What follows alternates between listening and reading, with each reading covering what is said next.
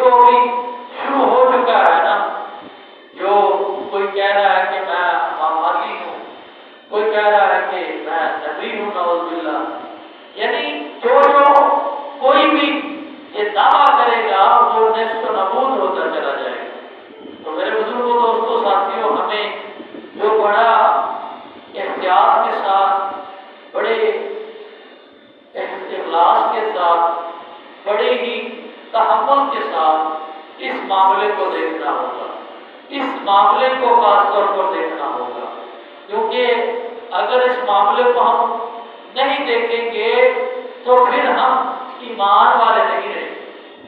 ہمارا ایمان ہمارے اندر ہے، لیکن حضور علیہ السلام بلکہ کل خالق کائنات نے فرمایا، اللہ تبارک و تعالیٰ